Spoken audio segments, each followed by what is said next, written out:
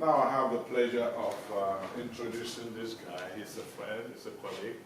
He's one of the CRLS originals, you know. Yeah, one of the old times. Yeah, 1999. I mean, some of you are new, so you don't know him. So I thought I didn't need to introduce you, but I know we do have new students each year. And he left us about 1.5 years ago. 1 year, August last year. August last year, he took off to Australia. Actually, you went back to Australia. Back to Australia. He came to UBC from Australia and joined the CRLS at the very beginning. And his name was CRLS. And last year, the University of Western Australia kind of found him. You can't believe how they wanted this guy to start with that. They wouldn't even wait for him to wrap up. Why was that? Can you tell them why? No, you shouldn't say it yourself. You know, I'm saying that because we always try to learn from people, from our environment and so on. He's giving my talk right now, so I don't know. Just keep going. Dirk was very hardworking, of course, and we delivered a lot of things. He kept on publishing, linking up with people, doing big papers. So when the university came looking for him, my God, they wanted, I don't think they were looking for you, they were looking for your numbers and publications. Yeah. They just wanted him to start immediately so their own numbers can improve. So I'm saying this, if you are a scientist, you just have to publish, you have to do networking, link up and do good stuff. People will find it. The market can be wrong many times, but at some point it will identify your good work, okay? Don't be discouraged. Yeah, so you took off. He's a full professor, so he took off from RA and went straight to full professorship in Australia. What else do you want me to say? Where did you do your PhD? Tell them. James Cook University in Australia. In Australia. Tropical marine biology and ecology. Yeah, and then came to see around this and did all the life skill stuff. And we'll hear some of them now. Thank you, sir. Over to you. Thanks. I thought what I'd do is, it's Friday, so this is Science Light. There will be relatively little science, you'll get some data graphs, but nothing fancy, not a single statistical test in it. But I'll start off with a little story, and that's, this one you already know, I don't have to repeat it. The only thing I want to stress, you either work with sea around, so you've heard of it, and if you haven't, well, tough luck.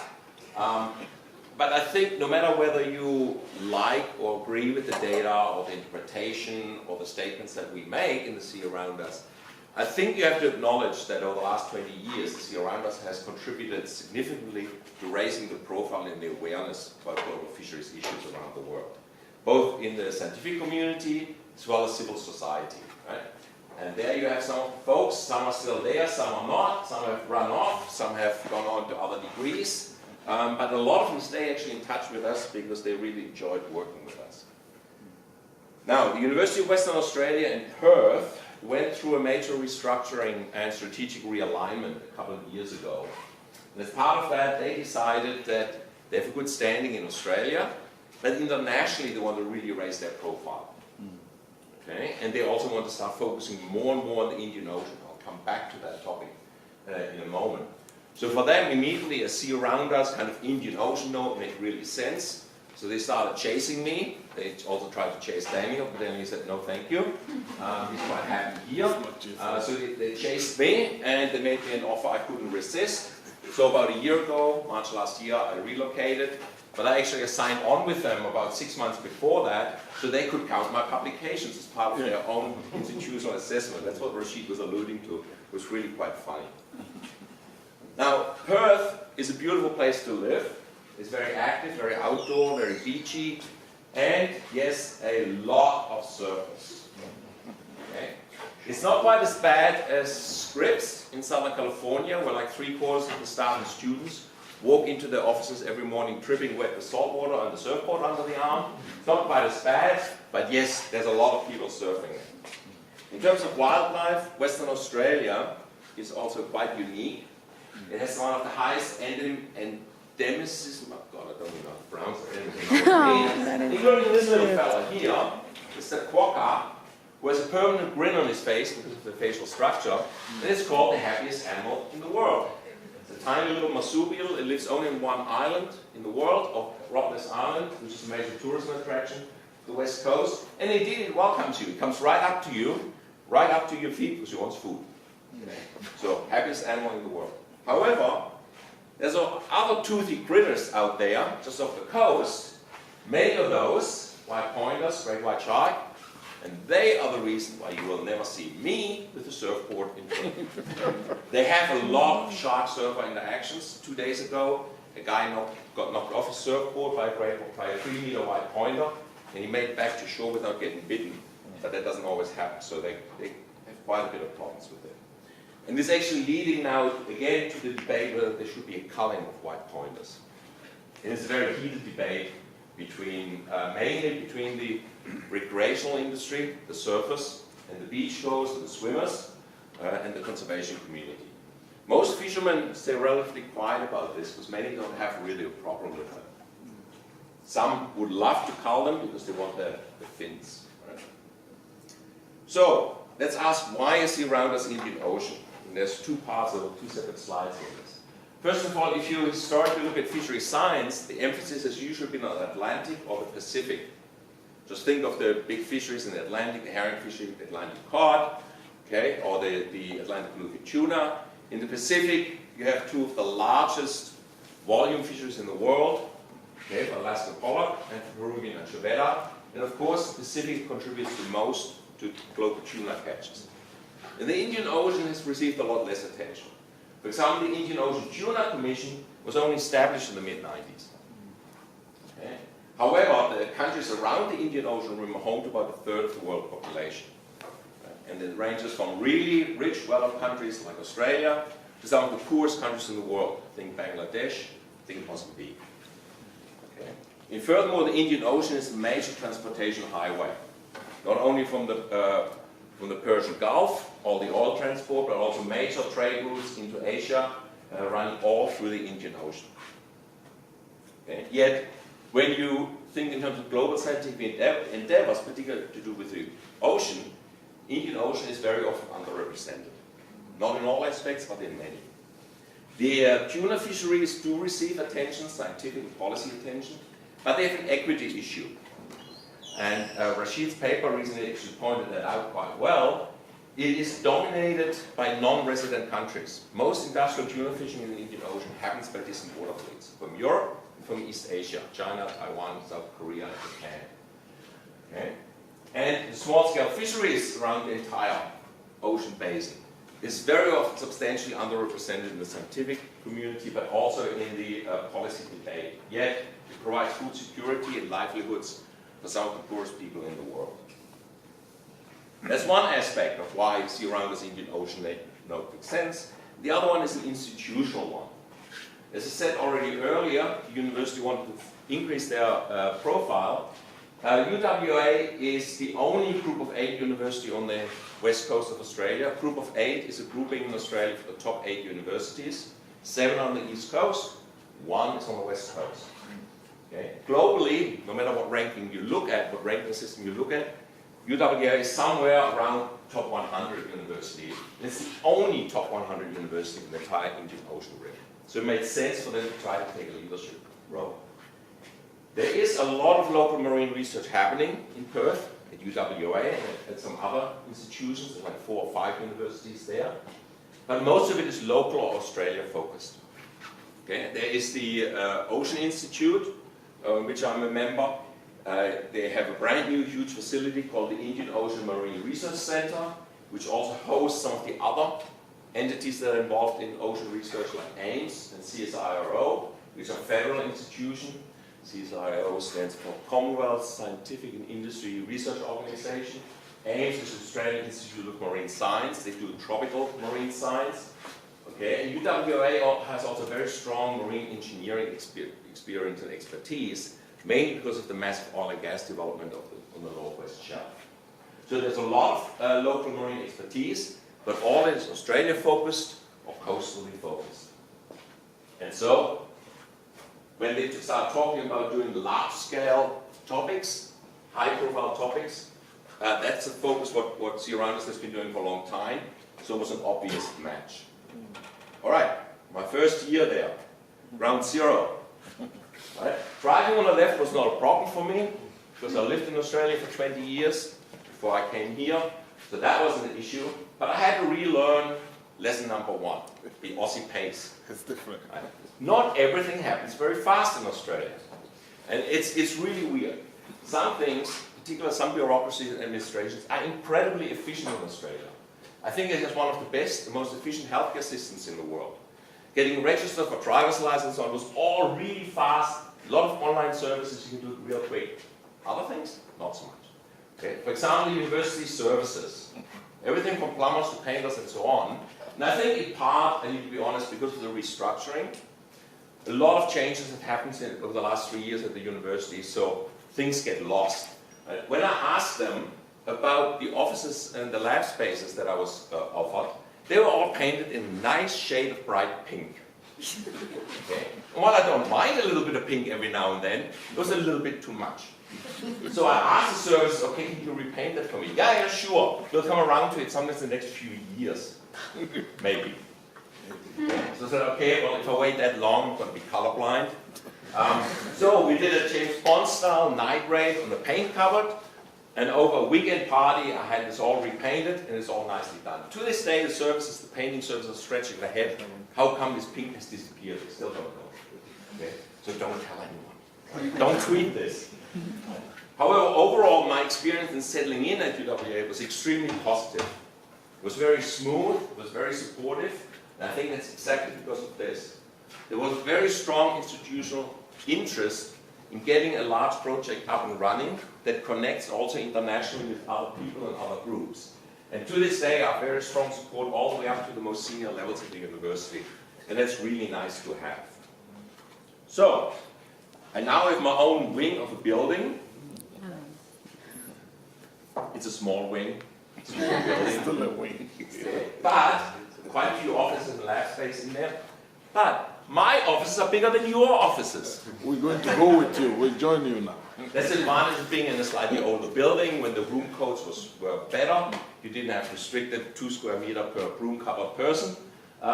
So I have really nice office space. And Carl isn't here because otherwise I could say, nah, Carl, I have a couch in my office too. And still space to go dancing in. So I have really nice facilities. But if the funding goes as planned, I will soon be out of space. And I will go back to universities that give me a whole building, not just a wing of the building. Just joking. Research. So far, within university, I've established collaboration mainly with 3 groups. I mainly collaborate with the Marine Futures Lab. It used to be called Center for Marine Futures, but because Center is a defined term in the university, she had to change it to Marine Futures Lab. This is led by Jessica Mewig, and you'll see her in a moment. The second thing is the Oceans Institute, which is not a department in its own right. It's actually an institute that brings together or links everyone working on oceanic research across all faculties of the university. And I'm a member of the institute. And recently I was appointed a research fellow of the Africa Research and Engagement Center, because they're also really interested in helping Africa to increase their profile and help with African development.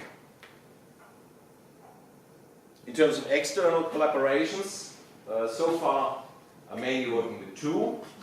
With Neil Loneraki, professor in the Environmental and Conservation Cluster at Murdoch University, which is a major teaching and research university in Perth. And we mainly work on oxygen stories.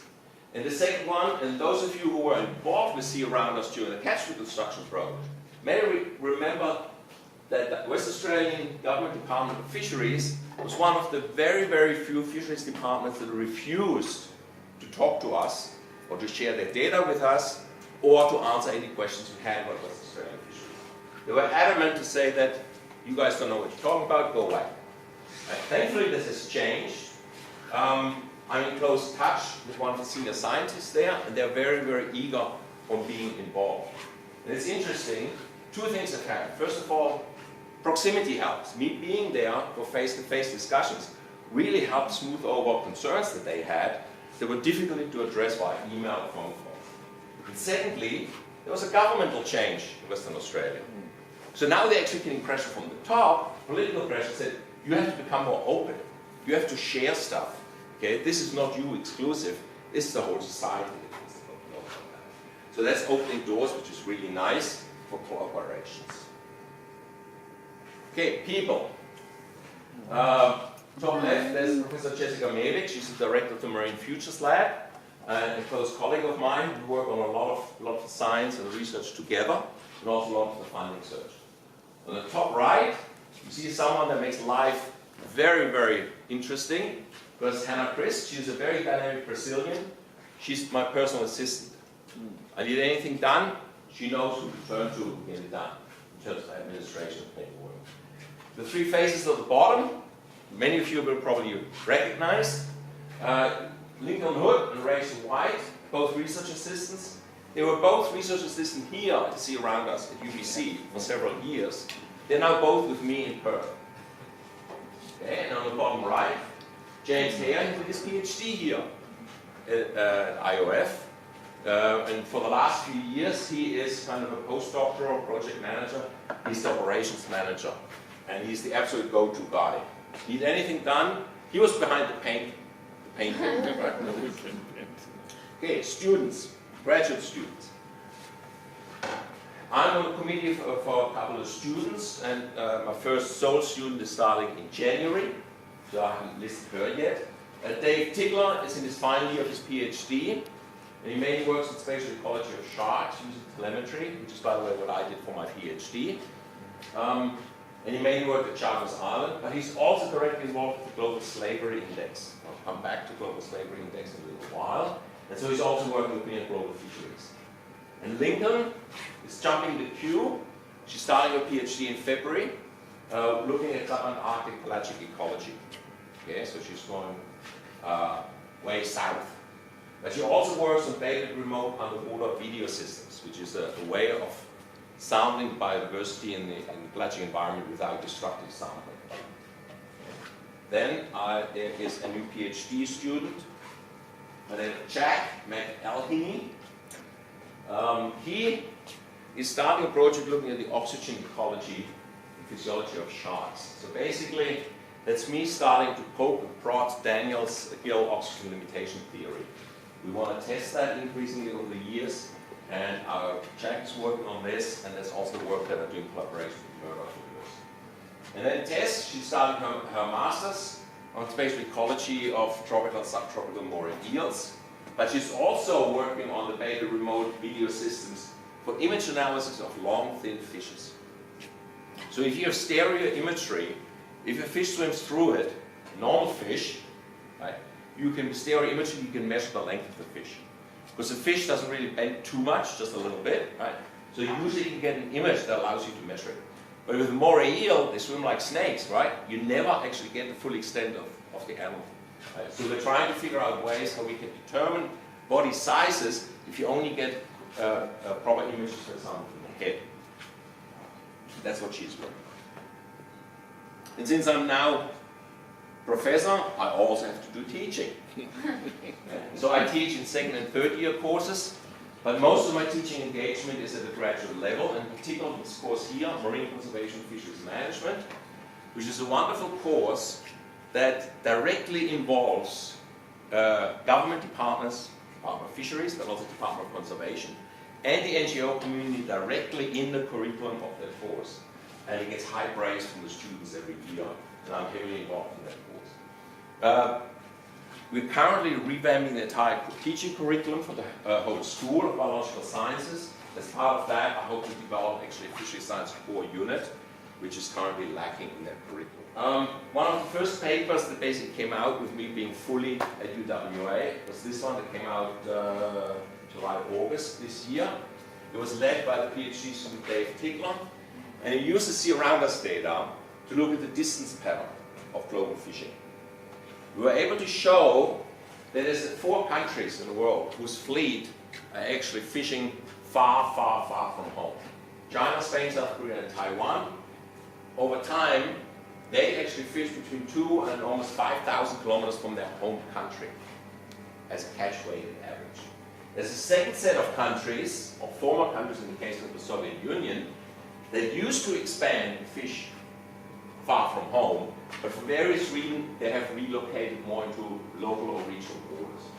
Okay? In the case of the Soviet Union, it was because of the fuel subsidies declining as the Soviet Union started going downhill, and its individual member countries went their separate ways. Japan made a deliberate policy decision to reduce its distant water fleet because it was cheaper for them by the time the sort of 70s and 80s rocked around to buy fish from the Atlantic rather than send their own fleet to the Atlantic to fish. And they mainly focus on Pacific waters than in Indian Ocean waters. Okay? And however, the vast majority of countries, the selection of which is shown here, fish more or less close to home. The little uptake of Norway that you see here at the end is predominantly Norway fishing for krill in southern Arctic waters. Now, this work also showed that the catch rate per distance traveled has declined by about two-thirds, something like that, over the last 60 years. So that's a ton per 1,000 kilometers of travel. And I would consider that's kind of a warning sign for us why we actually need to look at these situations.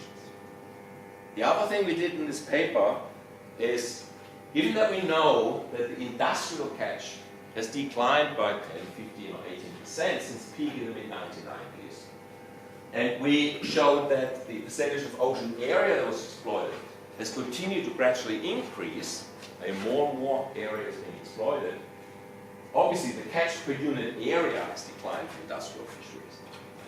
Now, this whole percentage of ocean area exploited, i.e. the area fished, that obviously is a question of the scale of the underlying data. Okay.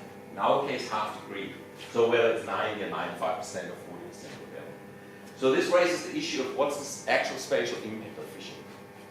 And that's a debate that's currently actually going on, including with our friends in Seattle, Trevor Branch and so on. Because some of them argue that the spatial impact of a bottom trawler, for example, is literally only the width of the trawl. And it's correct, that's the spatial impact on the seafloor habitat of that fishing, right?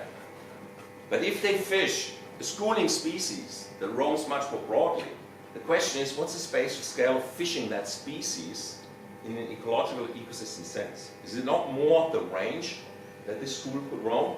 Okay. So that's why this whole issue of spatial impact is a matter of scale as well as the actual question we're asking. You might have heard of Global Fishing Watch. It's an NGO based, I think, in Washington.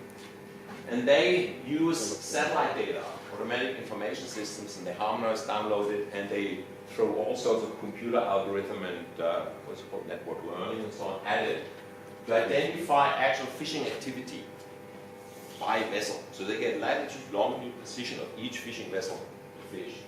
They claim that they cover about 70% of the industrial fleet. Okay, I don't really believe that it's 70%, but it's a large subset of the total industrial fleet that they do catch. And they can show spatial distribution of fishing vessels. Not of catch, but of fishing vessels. So we're starting a collaboration with them to see if we can harmonize between their data, which is fishing vessel data, and our catch allocation of our industrial catches, particularly for high seas area. This AIS satellite system is not very good for EEZ waters or coastal waters for various reasons, but it's really good for high seas. Because indeed, we very often spread some of our low high seas catches that are non-tuna catches a little bit widely. Okay, so we want to harmonize and see if we can improve our allocation of catches. The first outcome of this collaboration was this paper, which was published, I think, also in August in Science Advances. It was a collaboration between National Geographic, Global Fishing Watch, Rashid's economics unit, and the two Sea Rounders units, where we looked at the economic assessment of fishing the high seas. The Global Fishing Watch data allows you to actually list by country the number of fishing boats that fish in the high seas. And you see China absolutely dominates. Now, remember back to the slide I showed a couple of whiles ago, the distance pattern, where I had a few countries. And that distance pattern was based on catch data. This is boat, vessels, right? But you see some similarities. These were the countries that were in our first group, right? There's 4 countries: China, Taiwan, South Korea, Spain. Right? So they pop up. As did the second set that we had: Japan, Indonesia, and so on. The one that sticks out here, which didn't pop out in our catch data analysis, was the United States. But it's easily explained because most of the boats in the United States fishing fleet are the tuna vessels fishing in the Pacific. But the US also owns a lot of territory in the Pacific: American Samoa, Guam, Hawaii. So, in terms of the measure of distance from home country, they were never that far away from their so-called home country. We then looked at the economics, and I only produced a subset of the maps here. Top right, that's the profit of the high seas fishing fleet without subsidies. If there were no subsidies to high sea fleets, I think it's like $8 billion or something like that goes to the high seas fleets, it would be like this. And you see a lot of yellows and oranges and reds. That basically means that about half of the high seas areas that are being fished are not profitable without subsidies. The moment you add subsidies in, it turns more blue. However, there are still areas where clearly, even the vessel data itself suggests that's not profitable, even with the subsidies. So we added in very low labor costs, including abusive labor practices and so on. But we did this very carefully, and I think we didn't get it quite right, because it doesn't change the picture very much. So there's still something else going on, and I suspect we either didn't get the subsidies right, or we didn't account for the cost structure properly, of why there is still fishing going on, and fishing vessels in certain areas that theoretically should be profitable. But basically the take-home message in this is that without subsidies and potential abusive labor practices, over half the world's high seas areas would not really be profitable to fish. Another way of looking at this is by fishing here. And there you can see quite clearly that the 2 major tuna gears, the first seiners and drifting longlines, are the only ones that are actually profitable. No matter if they have subsidies or not, on average, they are profitable. Most other gears barely break even. No matter if you have subsidies or not, but some, if you remove subsidies, definitely are at a loss operating venture. And I suspect a lot of this, for example, China is involved in a lot of this, and I would not be surprised that we didn't get the subsidy data right, or that it was, at least for a long time, a deliberate policy decision by the government to encourage these fleets, because that has a global recognition that China is a major maritime nation. So they made a distinct policy decision. So, what's next?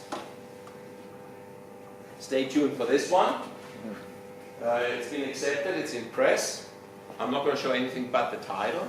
You've got to wait for the results until the paper comes out, because Nature has strict embargo rules. But it was basically collaboration between the Sea Rounders, both here and at UWA, again Rashid's group, the Marine Future Lab, Jessica Murphy team, and the Minderoo Foundation. I want to talk briefly about the Minderoo Foundation.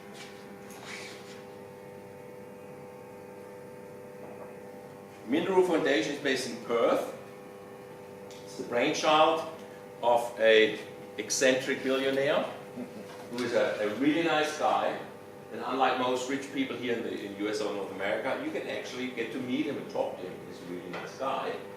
And he has several interests in the philanthropic area.